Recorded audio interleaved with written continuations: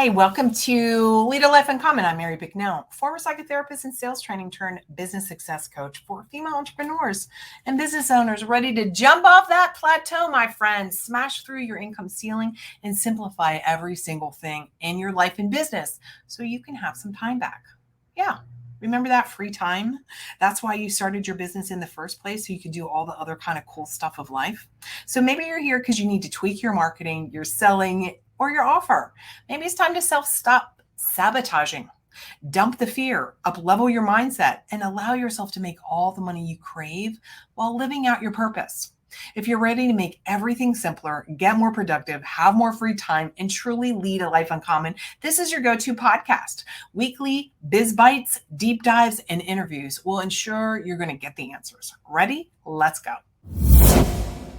Hey, everybody. Welcome to today's episode. I'm super thrilled to have a really good new friend that I can have these best conversations. So we decided, oh my gosh, let's hit record a while so that we can give you the behind the scenes. So I have with me right now, Jess Johnson, and she specializes in weaving together your emotional, well, you say it better than I do. Share what you just said, because that was so good. We should have hit record then. Yeah, absolutely. I teach people how to emotionally regulate their bodies so they can think clearly.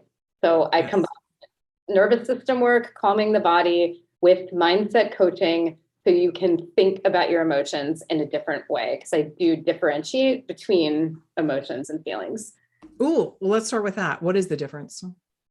Emotions are like a physiological response in your body. And often when we feel that, whether it is like that sense of shame that often lives in our chest, I know that certainly lives in my chest, or like anxiety that often for me lives in either my throat or my stomach. And when I am able to feel those sensations in my body and think about them differently, I feel differently about having anxiety. I feel differently about having shame. And I also teach a lot about having an empowered mindset versus a positive mindset, because really when you understand that you are what you are in charge of and kind of be able to accept the rest, you're able to kind of loosen that hold that sometimes happens when we misinterpret what the body's telling us and our brain hijacks the.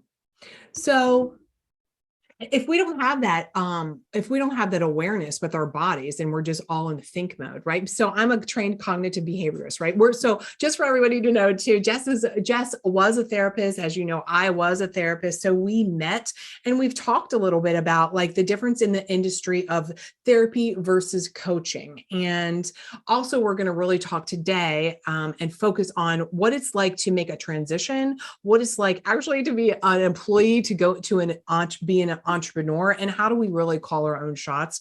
Woven in there, we both have a mad love for all things personal development and how we feel, and of course our body. So the question back to is like, well, how can we just think ourselves out of this? Well, because a lot of our emotions come from childhood. And we were taught, or we learned from either our parents or grandparents, church, TV, like whoever were our authority figures at the time. And when we think about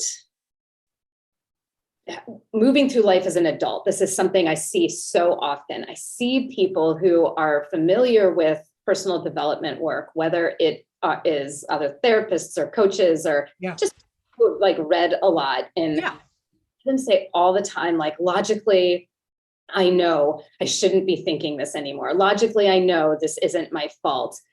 And then that starts them on a whole other level of like kind of putting shame on top of shame, because they're making it a problem that their body still feels this way. Right. It's recognizing that, especially when you find yourself like you're doing a lot of work and you feel like you're using your coping skills, and yet you're still having kind of these emotional reactions. Like, thing I always want to tell people is that our emotions are not our enemy.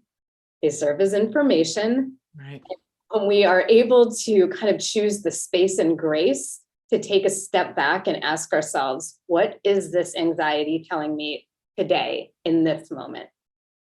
Never ask anxiety in general what it has to tell you, because it's going to give you all the things terrible. It's going to give you all the stuff you don't want to know or hear. Right. Being able, like, no, really, what specifically in this moment is this sensation in my body have to tell me? And does it remind me of something, instead of making it a problem that you are still feeling it? Anxiety is a useful emotion, believe it or not. It exists to tell us where we need to put our attention. But if we are constantly interpreting anxiety as danger bells, something is going wrong, I need to stop whatever I'm doing, instead of, oh, I've done a lot of work on this anxiety, and now I'm getting ready to get up and give a speech in front of hundreds of people, and now I'm feeling anxious. Oh my God, there's a problem. Instead of, oh, anxiety is here to tell me that this is something worthwhile. And of course, I don't want to mess it up. Thanks for letting me know that, anxiety. We're not going to. We really know our shit. Sorry, we're allowed to say that. Oh yeah, we're allowed to cuss. It's okay. Well, I agree with you. I think that when it's the same with fear, right? When people are afraid to do something, try something new, or what have you, or up level wherever they are, and they're going to this new thing. And of course, inherent in that is something new is probably going to trigger some kind of response, right? That we had conditioned. And how do we, and you said anxiety, and I talk a lot about fear. It's like, how do we make friends with that? And how do we, like, for example, like I live, and this is not a question that I posed that I was going to tell you about. I have this reaction, and maybe this is just me. So whatever you say, when people are like, your inner bitch or your inner, like, and I'm just like, I don't find that helpful or useful. I think that it compounds the problem, instead of like, whether it's making friends with or acknowledging or honoring, like our physiological responses are designed. That's the way we're designed as humans. And like, why would we bash something? It's about learning to live with it, acknowledge it, but not from that, like, I like, get angry with it. Like, I don't understand that as a concept. I just, what are your thoughts around that?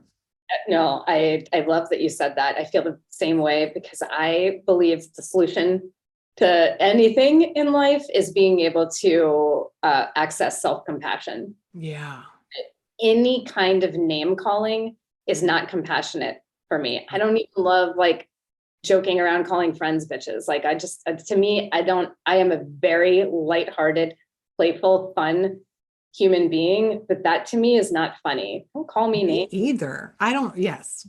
Yeah, why would I call me a name? I'm not going to do it, even in lightness. And I know, like, people can be like, oh, it's just a joke, it's just light, I'm trying to reclaim this. Like, we are up against so much societal conditioning. I know what bitch means. All my parts, right, in the collective that is Jess, and know that on any level, it's still a put down. It's not. Yes. Why would I do that? Yes. Totally agree with you. I'm so glad, because it's, or whether it's even like in an entrepreneurial world, right? People are like boss bitch and all that kind of thing. And I'm like, that's what we've been fighting for, fighting against as women, right? To be strong, assertive, speak our mind, and have that now meaning that we're being bitchy. So that's like maybe another conversation, but still, it's kind of all in the same kind of thing, right? It's just like being conscious of what are we saying out loud and what are we saying to ourselves, and how is that beneficial to ourselves and actually to the world? Like, how are we perpetuating a problem when we're like, hey bitch, how's it going? Like, I don't know, that to me feels like, whether it's joking or not, that perpetuates a problem. So yeah. Yes, and I agree with you. We can go down. There's a whole other rabbit hole. I love all our rabbit holes. That's really good, though. So let's talk a little bit about the entrepreneurial journey, right? So working with, women who have had, whether they've, like, I've been an entrepreneur before I graduated high school. I moved out of the house before I graduated high school and supported myself. So so I've always been in the money making, doing something like this field. Most people aren't. Now, that doesn't mean that I still haven't had a job, right? As a clinician, I had a job. Even when I did interior design, I worked for somebody for a while. So I did managed care. I sat behind desk in a cubicle. Like, let's pause. Can you imagine right now going and being in a cubicle? So for those of you who are listening that are in a cubicle, we want to help you get the hell out. But right, can you even imagine? Right. I literally can't. And that transition though, from people who have a job and then go into their entrepreneurial journey, that's a moment. That's an identity shift. That's a transition. There's a lot that goes behind that. I'd love for you to share your history a little bit, because it's not just that you were a therapist, you were in the US Army. So you're a veteran. Thank you for your service. And like, that's a big ass shift, right? I mean, my husband's a retired Marine. So that indoctrination about working as a team and like all of the hierarchical type of things. And then for him, now he has his own business, right? It's like, because of my business, he's able to do things. And it's been a shift. Like, it's a different identity showing up, selling yourself, number one. And, whether we want to call it not having stability with a paycheck, like, what were some of the moments that you had that helped you decide that you were all in on being in the Army as a clinician? Yeah. So I think a couple of things served me, right? This is like kind of part of who I've always been, is like, before now I kind of now that I've learned to be more intentional. Prior to this, I would describe myself as pretty impulsive, right? I've done kind of acting on a whim, following an adventure, wanting to do something different. Grew up also in the military. Both of my parents served in the military. My dad did 32 years. I grew up overseas, and one of my close friends and a previous roommate in the Army, like, we used to joke about how when you're an Army brat, you either get like the nomad gene or the stability gene. And I got one, my brother got the other. So I got the like kind of adventure nomad kind of restless gene, whether that is in career or in like what I choose to do, how to spend my personal time. And so when I make decisions, I tend to like make them pretty quickly and act on them pretty quickly, especially big decisions. Now, you give me like a tiny decision, like choose between these 3 places for dinner, I might be crippled with indecision. Girl that you want, big shit needs to happen. I am there and I am calm and I'm steady and there's no second guessing myself. And so probably the biggest thing, the decision that I ever made, even before getting out of the Army, was when I went into the Army, because I was non-traditional age. I was 32 when I decided to commission into the Army. So not only like I left an established career, I worked in corrections, mental health and corrections prior to that. Like all of my family, like my friends and everything were in Frederick, Maryland, where I'm from. And so at that time, I can look back on things and, it was before I was a coach. I was definitely just like kind of fleeing, chasing adventure. I loved my life in my town, but I could just look down the road 5, 10, 15 years and see exactly how my life would be. And it was fine.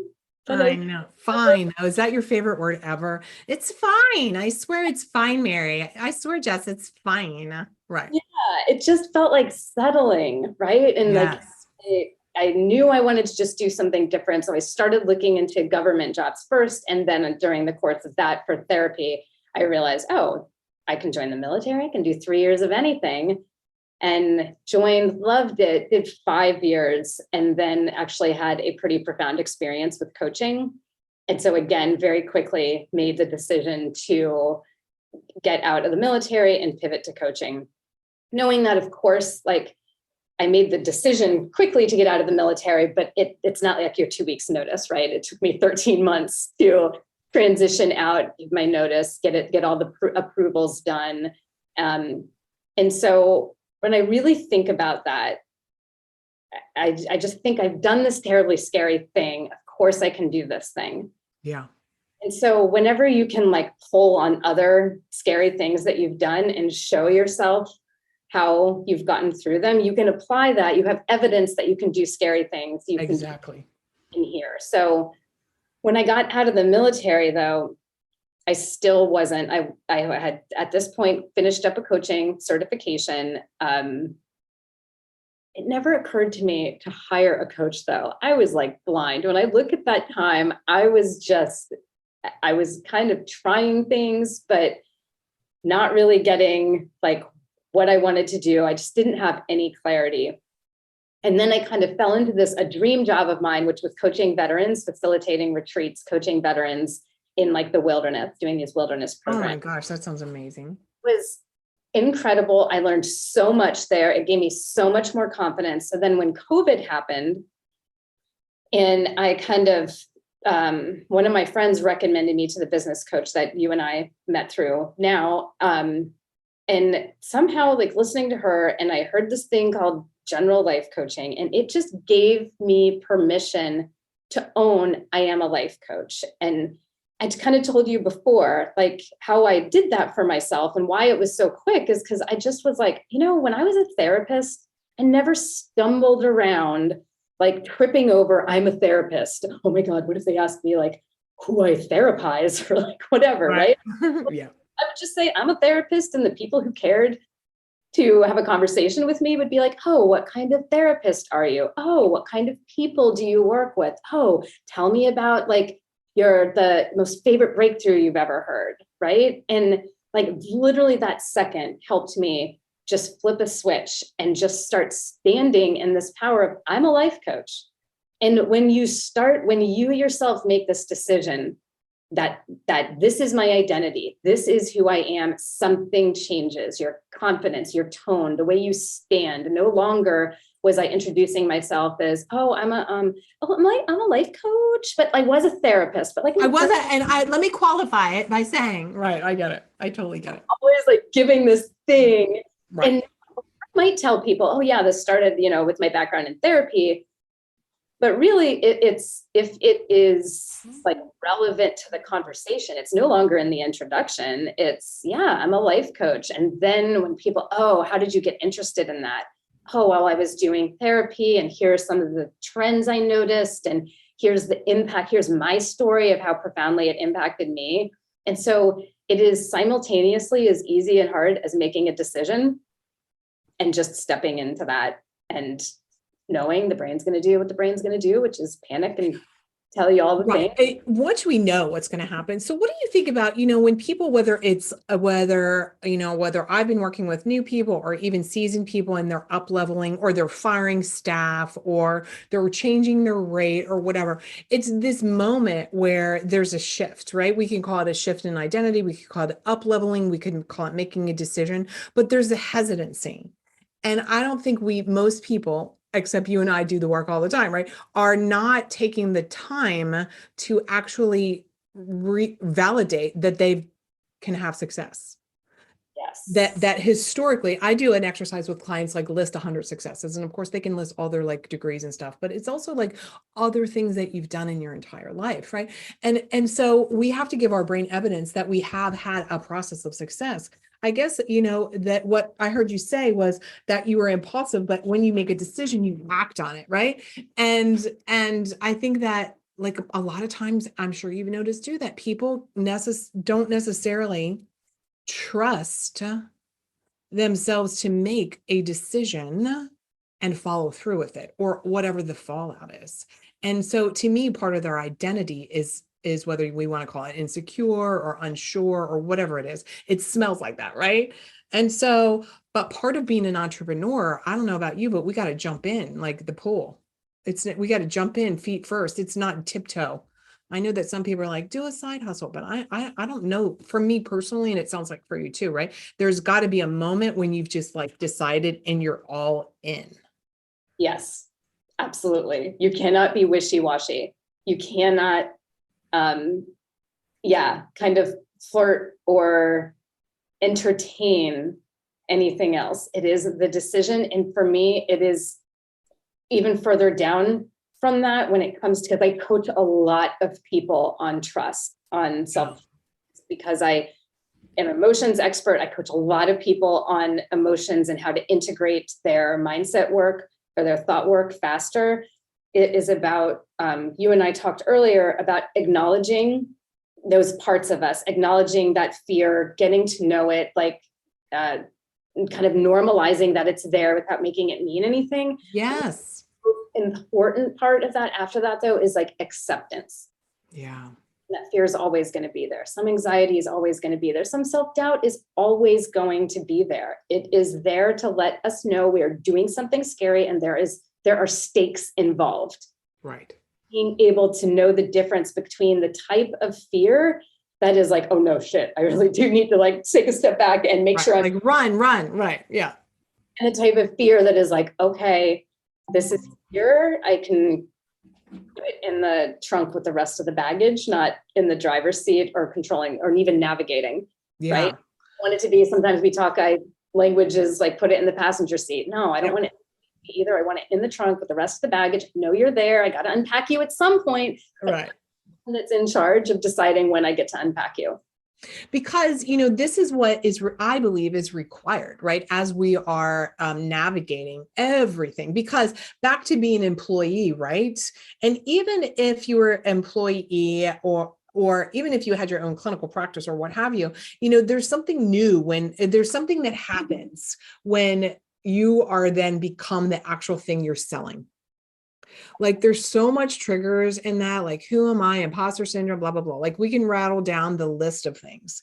And it is back to that trust. It's back to that vulnerability. It's back to being able to feel the feelings that, that sure, I could sell this widget because it belongs to somebody else. But today, me talking about like, hey, buy my thing.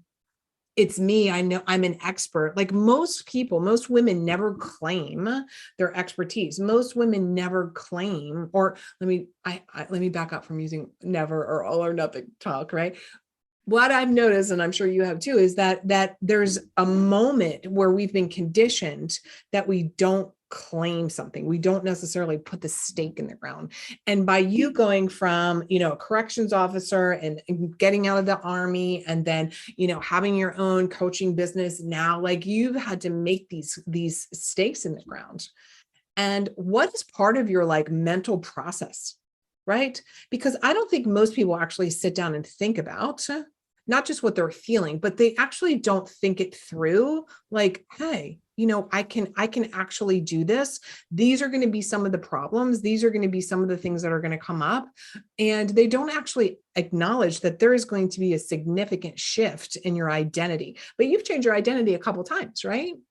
And so most people hold on to it in the face of, they might be like you looking down the pike 5 or 10 years and being like, shit, this is what I'm going to do. But they still don't take the action. What do you think is the reason for that? Well,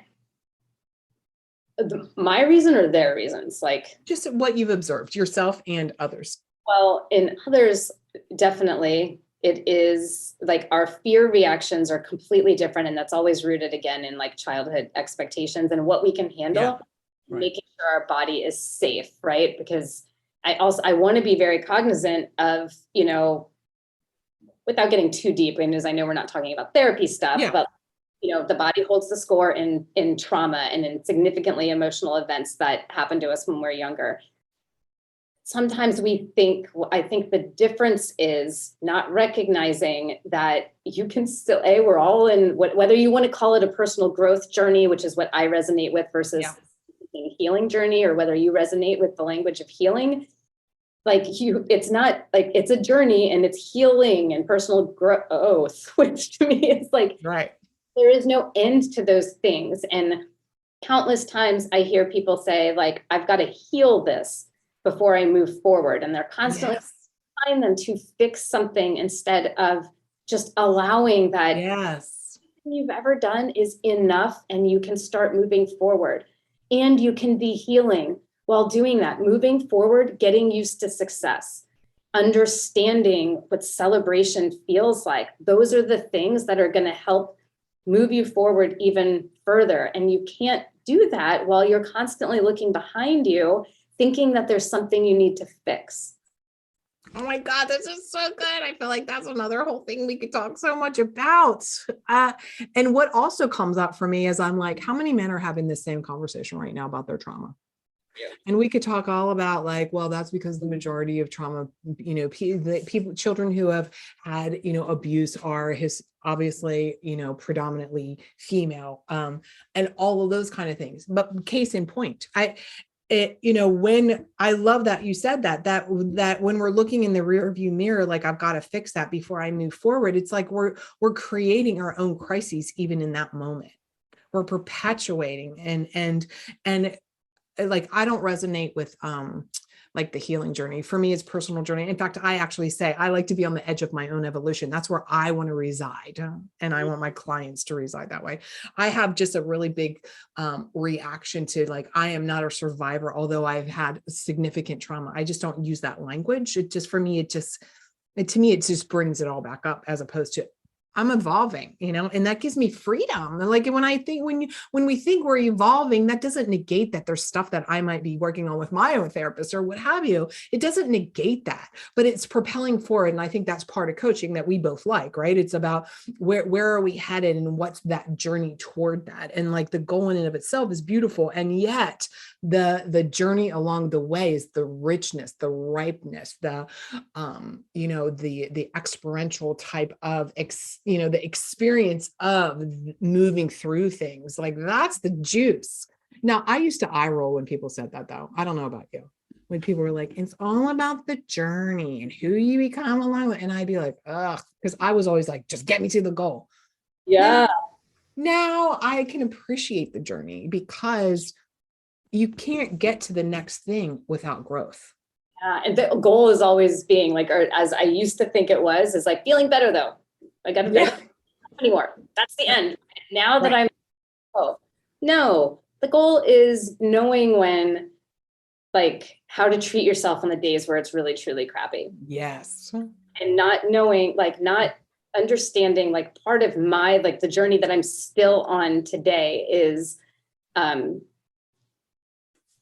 really giving myself the credit for self-compassion. Does not mean like I baby myself. Yes.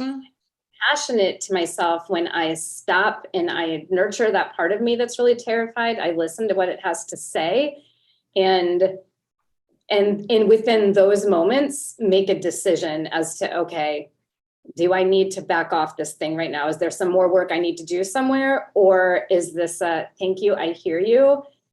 We're going to take a little step because we have so got this, instead of, nope, we have to go fix something. Oftentimes it's like, yeah, I'm still feeling pretty tender about this. And I also know I've got these fantastic coping skills and I know how to use support now and not feel like I've got to do it all on my own, because that is a huge thing that I think coaches and entrepreneurs and women tell themselves all. Well, because there's something like, if I ask for help, I don't know about you, but I never asked for help, because help always had like a backhand or some like string attached that I don't know whether it was worth paying the price for that, whatever was attached to the other end of that string, which I might not know in the moment of asking for help. It was like, no.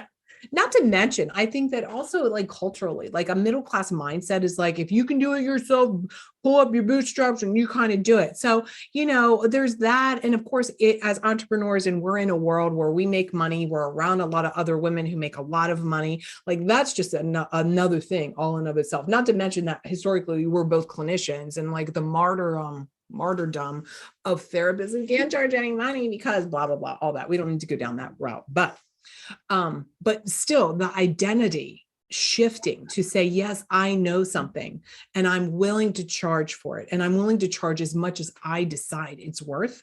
And the value that my clients are going to be like, I'm all in for that. Like you can't get to that point unless you're willing to be gentle with yourself and give yourself a little push. You got to have both things here. The two things I just want to make sure to circle back to, just because a lot of times, and this is why I'm very cognizant of using emotions in my marketing, that I teach people how to be an expert on their own emotions, because a lot of times people fail to realize that like trauma is an emotional response, right? And they hear the word trauma and they're like, oh, that's not me. Like there's, it's a different flavor of compare and despair. Whereas like traditionally we're used to like comparing ourselves to somebody who we feel is doing better and being like, Yeah. oh my God, I'm not them. I'm never going to be them. We don't talk enough about the other type of comparison, which is, oh, I'm not as bad as that. I should be able to do this on my own then. I don't, Yes, so good. this person needs it. When the reality is, the more any of us identify, we're all beings that are worthy and deserving of help and support, and use that, the better we are for those around us in our lives, for ourselves, with our clients. All of that has to come first. The work of understanding yourself, that deep work, starts with you, and everybody else will reap the rewards of that. And kind of one of the things, just for anybody listening who might have heard your example just now, be like, oh, okay, I don't have that kind of trauma, therefore this doesn't make sense to me. Exactly, sure. For me, it's like a lot of Irish culture. You don't let people know your business. Yeah. Right. Right. So that was like such a big thing for me. I can't talk about this thing because I grew up like just you don't let people see these parts of you. Don't let people know that you're struggling. You don't let people know that you might not be as strong as you think you are. Not knowing what I know now, which is I'm exactly as strong as I say I am. And my strength lies in my ability to seek support and ask for it and know what support I need and do the brave work of actually fucking doing the work. Right? Amen. I think that nailed it, right? Is that, that there is bravery in, and there is being bold. My business is being bold is an acronym: brave, outgoing leader, deciding to have the life that you want, lead a life uncommon, etc. But there's bravery in saying that I can't do this all myself. Yeah. And that, that's the point. That's the point when, as service providers, we're offering people, we're giving them a service that helps them see something that they may not be able to see, and help them in a way that they might not. And that's exactly, so we have to be able to lead by example by asking for that support, because there's things that we can't see, but that doesn't equate to there's something wrong with us. That doesn't equate to that we're weak. That doesn't, in fact, if anything, it's hypocritical not to get support when we're trying to offer support to people, right? And that us doing the work and being brave enough to do the work, like you said, we're better for it. And frankly, if we want to provide excellent service, we're actually better for our clients. Yes, I constantly see my clients through these eyes of admiration, but yeah, through a lens of admiration for them, because I know exactly what I'm asking of them. Yes. Something new about themselves. I know exactly what I'm asking of them when I ask them to take the time to learn how to truly celebrate or embody a new feeling. And I know what that means. It means you're letting go of certain people in your lives. You're trusting that when you let go of those people, the types that want to support you are going to come to you, right? They are there, right?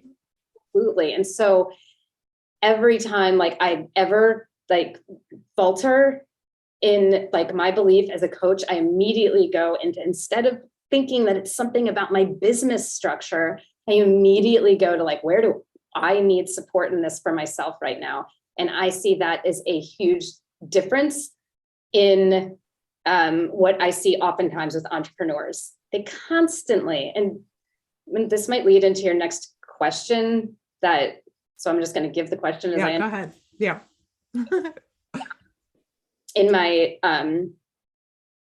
making decisions on how to treat myself as an entrepreneur or something like that. And for me, it's always been like, I never want to make myself feel how I felt in the Army, without control, so many things on my schedule that I couldn't take off, literally not being able to manage things in a way that was aligned with me, because so many outside forces are coming into play. And so for me, it's always like I build my business around my life, not my life around my business. And because I predominantly coach a lot of service-based entrepreneurs and other life coaches, like just today, I was working with one of my clients on developing a self-concept, which is how you think about yourself, which will get you to take certain actions based on how you view yourself and how you think. And she had said that she wanted to be somebody who prioritized having fun in her business. It was a little more detailed than that. And I was like, well, what might happen if you just swap out business for life? Yes. It's part of your life. And if you think you're only allowed to have fun in your business, then what's going to happen if you don't prioritize it here too? Prioritize it in your life first. The business will come into place if you know that, and you know that that's important to you. And I agree 1,000% with you about that. Like design a life and build a business to fund it is one of the things that I talk about, right? It's so, and I think that people, it's because, there's so much marketing, and, we're both great at our marketing and our copy, that it's out there, and it feels like there's always the other thing that's the better thing, instead of investing time and looking at ourselves and that we might know the better thing. And that thing that looks so shiny and freaking amazing. I'm not in denial about it, right? I bought all the things too at one time in my career, but it's just like, wow, what do I really want? And still, I think it is getting back to even learning to how to give ourselves permission to do what we want in the way that we want to even think that you can have a life and build a business that's going to pay for the lifestyle, et cetera, that you want, whether it's, 3 houses, a private jet, or that you just want to work 1 day a week or whatever that looks like. I don't think there's not a lot of models out there for that historically, right? It's like 9 to 5. You go to school, you get your degrees, and then it's 9 to 5. And there's a whole other opportunity that's just available to us. It's incredible. Or just on the other side of that too, like it's the 9 to 5 thing, or sometimes we fall into this pivot of, it's the 3 day a week fun entrepreneur thing, right? And it's like, if there's like one thing I want to embark on everybody, it's like, let's live without labels. Yeah. Like get in tune with you. Like things like imposter syndrome, oftentimes people are like, oh, I get it, this is imposter syndrome. And then they stop there, just normalizing the imposter syndrome, but not realizing like something like that. What are you saying to yourself? What is your flavor of imposter syndrome, right? And what are you telling yourself when you just dismiss, oh, this is it, it's a normal part of business? It shouldn't be. Let's stop telling ourselves that that's an okay thing to go through, and actually do the work to sit in that and like not. That is so good. That is so true. I feel like we should have a whole nother conversation about that. I'm like, I have all these other questions that just come up for me. What I want to do is I want to ask you a little bit about EFT, right? Because I know that you love that as a tool, and that you're certified in it and all the things. And we can end on this, on how is it that, what was the moment, right? It's kind of like there's so many different modalities, as we know. There's so many coaching modalities. Of course, there's so many clinical modalities, other somatic modalities. What was it, and what is it about EFT that really has you like leading the way with teaching people and working with people about their emotions and about using this tool to truly change their entire lives? So for me, EFT stands for Emotional Freedom Techniques. Tapping, Cliff Notes version is by tapping on these points in your body, energy meridian points, you're calming the central nervous system. So therefore, by tapping on these points and placing your attention on a distressing thought or feeling or emotion, something you feel like you can't get over, and combining that with an affirmation of acceptance, you're doing that, the work that we talked about, that's so important. You're acknowledging and validating that you feel a certain way, and you are accepting yourself even with that. So it's not about like, oh, I'll accept myself once this thing's gone. Yes, right. Really, like I accept myself even with all that. So Cliff Notes thing for anybody who doesn't know. And for me, I had been coaching for a bit, about 2 years, I would say. And in the corrections, I was a therapist in corrections. I wasn't a corrections officer. So that's just the note there. So I've been a therapist for, over a decade. And I was still like kind of crippled with a bunch of stuff, and anything energy, you said the word woo, you said yoga, you said meditation. I was like, well, that shit's weird. I ain't doing it. Right. And it wasn't until my back was against a wall with arachnophobia. Actually, I started this incredible job, loved it. It was my dream job. There was a spider infestation in the cabins when I started this The facility. retreats with the veterans. Yeah.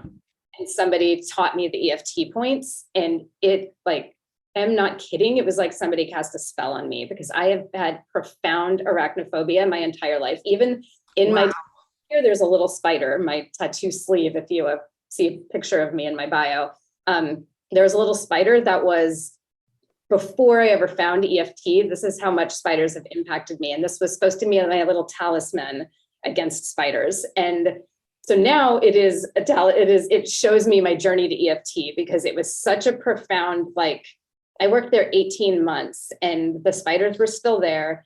Oh my God. Spiders. But I mean, I will tell you that I would think about spiders all the time. My husband will tell you about phones I've broken, iPads I've broken, things like shirts I've ripped off me, thinking that anything out of the corner of my eye or any sensation of something crawling on me, no matter, like, I could be somewhere that was literally spiders wouldn't be possible to be there. And I would freak out, like crying, like it was a thing. So for me to go from this place of that in 2 rounds to be able to work in this place for 18 months and still have the spiders there was just, I mean, can you imagine that? Like, something that was such a part of you for so long being suddenly gone. And so I started teaching it to veterans in terms of emotions, just teaching myself some stuff I saw online. And then, you know, because the internet spies on us all the time, I started getting ads for an actual certification in something called clinical EFT, or evidence-based EFT. And that is really helps us reprocess the way we experience our memories, which then loosens up the emotional hold that we have on them. So now I'm able to think about certain distressing events and not feel like I'm right back in that moment. And so EFT has just been such a profoundly life-altering way for me to have had such a shift myself. And then when I started combining it with mindset work, like how I want to think about myself, it just started integrating things so much. And so with my clients, I'm always hearing, logically, I know I shouldn't think this anymore. And then when we work together to help them, understand what their emotions are trying to tell them, and then use EFT to restructure those early experiences and memories that had caused it to be such a painful emotion that it's really scary to do that on your own. A piece of them integrates into the whole, and they feel differently about everything. And so I like to use a lot of like time travel analogies in my marketing. Sometimes I joke that I am an emotions expert and I'm a time traveler. I know, I love that. Excellent adventure quote in my website. And, you know, I just think that's fun. And one time, one of my clients described it to me as she felt as though we had gone back and restructured something so much for a younger version of her that she actually went and lived an entirely different life and then met up with my client where she is in this moment. And that helped her feel even better, because not only was she carrying around the pain of what had happened, but she was like, I also feel like I just gave myself a chance to have a whole new life. And now we just met. She feels how I do right now. I've got goosebumps talking about this, without all the difficult learning that I had to go through. Yeah. And so for me, I always come back to that, how profound that is. And I blanket say, yes, like EFT, but I'm certified in like a couple different energy techniques that fall under the EFT blanket. So rather than try to explain that to people, because they don't care, they just care that I can help them feel better. Exactly. Right. So really, it's a series of energy modalities, but EFT, I'm also teaching them basic EFT at the same time. So that is a tool that they know how to use forever. In thinking of constraint, again, that's why it's so important to also understand mindset techniques and how we choose how to feel, because that has been such a effort on my part. Because absolutely, first starting out and learning EFT, I got to learn all the things, all the modalities, and I got to market, and I got to talk. People need to know. And I just made a decision that I would rather be a master of something than a jack of all trades. Yes. This is where I am just an expert in. And there might be things that I do personally that I explore because I think it's fun.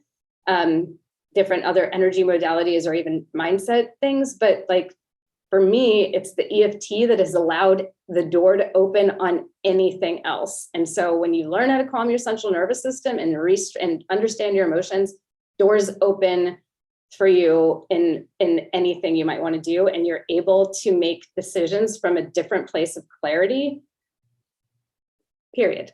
To speak my punctuation sometimes. That's good. I love that. And this is what's required, isn't it? That for us to have the success that we want, for us to feel good about ourselves, for us to build businesses if we want to, for us to create this new identity. Like you said, your client created this new identity. Like this, like I call it, being on the edge of your own evolution and doing this work and uncovering all these things. Like this is the greatest gift that we can give ourselves and the world. I mean, we're here in this blip of moments, of time, and there's so much richness that people just hold back.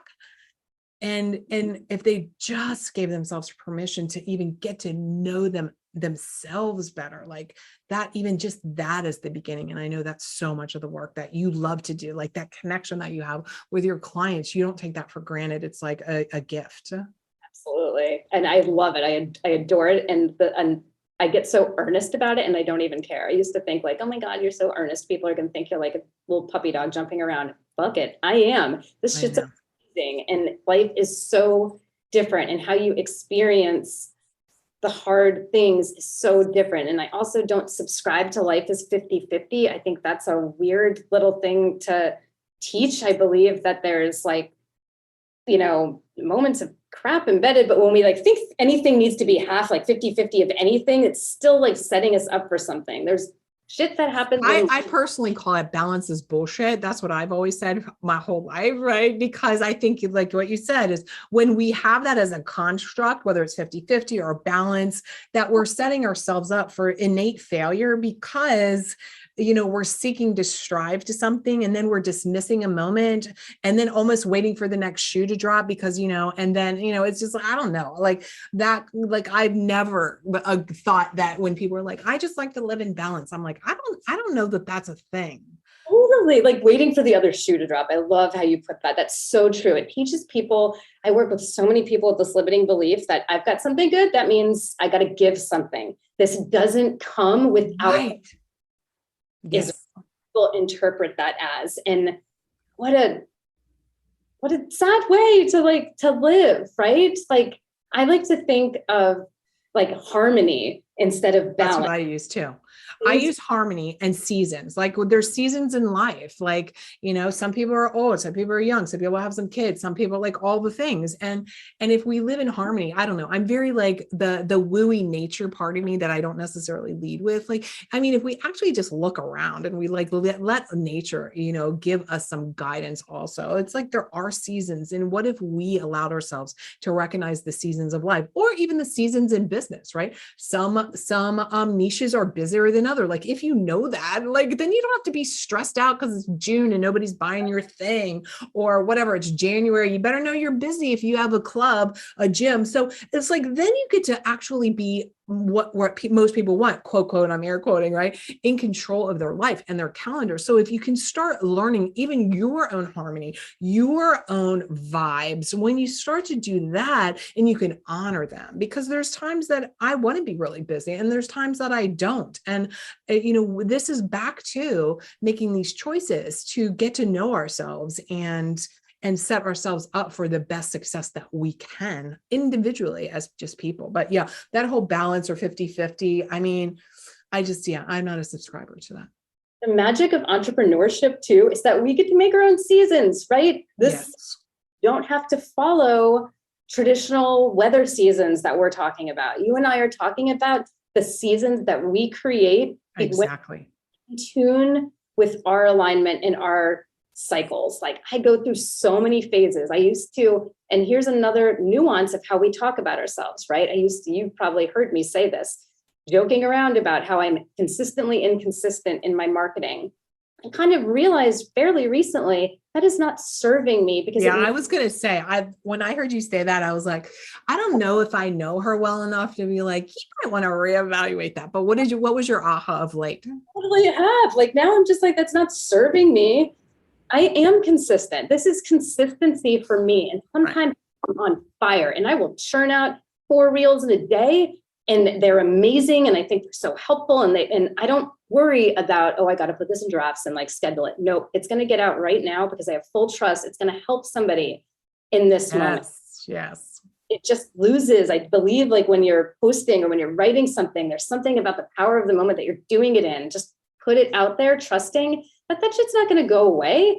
Internet, for good or better, for worse, it's staying there forever. And so it's out there. Somebody is going to trip over that when they need to, and it's going to lead them to me. And then I might have 4 days where I don't post at all. And it's not because I'm in a low value cycle and feeling in my business. It's because I'm doing other shit for my business that's more impactful at the time, because I am the one that determines that season or that cycle. And because we do have to be really conscious too of like what we're labeling, whether we're labeling something like a low value cycle or I just seek balance or whatever it is, we have to be, or like I have anxiety and I'm always, or I'm depressed, or winter's coming, I'm going to get depressed. So it's like, well, fuck. Like, or, I didn't post for 4 days. So that means no one's going to, like, all of these things. It's like, God, sometimes we just need to chill out a little bit and allow ourselves to listen to how we want to navigate things and recognize that if you keep doing the same old pattern, there's probably something that you might need to work on. And if you're really being mean to yourself, and if you're not taking some time to do something a little differently, that's going to be your life. Right. And that it's okay that as entrepreneurs, like you said, we get to design what we want to do. Like, isn't that why we don't, like, I could never work for somebody ever again. I literally, like, I would sell both houses, my car, like I would sell all my assets, never to have to work with somebody. It's like, you get to choose. I think that, we're both saying we want everyone who's listening to choose for themselves, for God's sake. Yeah. And if you need help, hire one of us. Yes. And so let's leave on that. Let's end on that. Tell everyone where they can reach you. Absolutely. JessJohnsonCoaching.com is my website.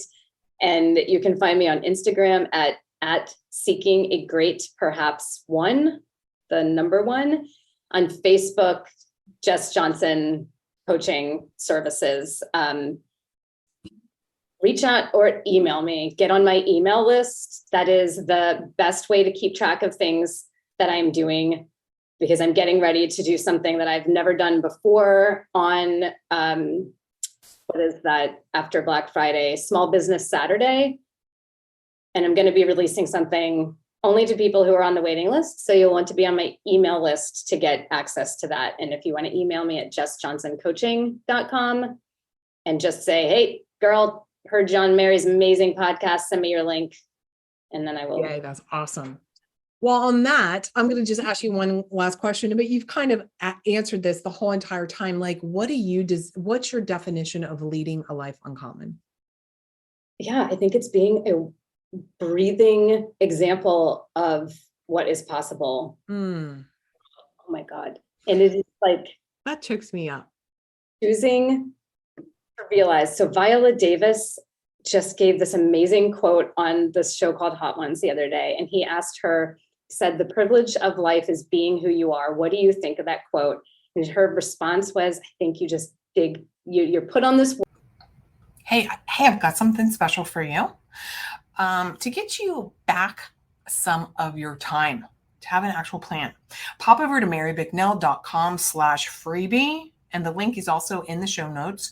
Grab your blind spot breakthrough training. So this is an actual training that I recorded live in one of my programs.